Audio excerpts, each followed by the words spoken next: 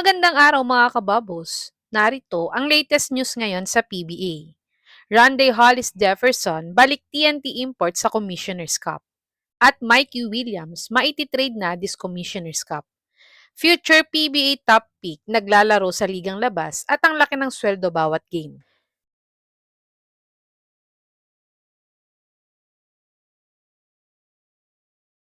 Si Randy Hollis Jefferson nga ang nanalo ng Best Import Award last Governor's Cup. At ang napanalunan niya nga sa kanyang award ay idinonate niya din sa Alagang Kapatid Foundation. At na-defend pa nga nila ang title nila sa Governor's Cup at isa siya sa naging key factors nito. Kaya't wala nang hahanapin pa ang TNT sa import nilang si RHJ. Kaya't ayon nga sa team manager ng TNT na si Coach Jolas Lastimosa, ay sa ginawang performance nga daw ni RHJ last conference para sa TNT, ay talagang siya na ang kukunin nilang bilang import this Commissioner's Cup. At dagdag pa nga niya ay hindi din naman daw magiging advantage sa kanila kung kukuha sila ng matangkad na import dahil sanay naman na daw sila kay Junmar Fajardo. Kayo mga kababos, okay ba na ibalik ng TNT si RHJ ngayong Commissioner's Cup bilang import nila? I-comment nyo na po yan sa baba. Dumako naman tayo sa balita na open daw ang TNT na i-trade ang rights ni Mikey Williams. 2 season na nga hindi naglalaro si Mikey Williams para sa TNT. Ito ay matapos nga hindi silang magkasundo sa naging extension contract nito last PBA season. At kahit nga ngayong PBA 49th season, ay hindi pa din sila nagkasundo ng TNT sa kanilang ino-offer sa kanya. Pero nakapag-champion naman na ang TNT last Governor's Cup nang walang tulong ni Mikey. Kaya't ayon nga sa panayam kay Coach Chot, ay open naman daw silang i-trade ang rights ni Williams ngayong conference dahil nakaget over naman na daw sila sa kanya at ito daw ay magiging magandang deal para sa kanila. Sa tingin nyo mga kababos, saang team kaya nararapat ma-trade si Mikey Williams? I-comment nyo na po yan sa baba. Tumungo naman tayo sa future PBA star at Gilas player na naglalaro na sa ligang labas at malaki ang sinasahod niya dito.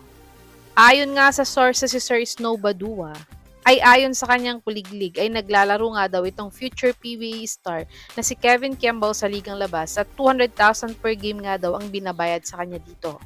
At ayon naman sa isang coach dito ay sulit naman daw ang bayad kay KQ dahil binibigay niya naman daw ang 100% niya sa mga laro dito. At ayon naman sa interview kay Kiambao, ay inaamin naman niyang naglalaro siya sa ligang labas para daw ito sa kanyang bagong buong pamilya pero never daw siyang magpapabayad ng ganoong kalaking halaga. At dagdag pa nga niya ay hindi naman daw niya makokontrol ang mga sinasabi sa kanya ng mga tao kaya't babayaan na lang daw niya ito dahil wala naman daw siyang mapapala dito. Narito ang buong panayam sa kanya. Panoorin po natin mga kababos. For my family, ginawa ko lang. Pero yung ganung kalaking halaga, hindi totoo yun.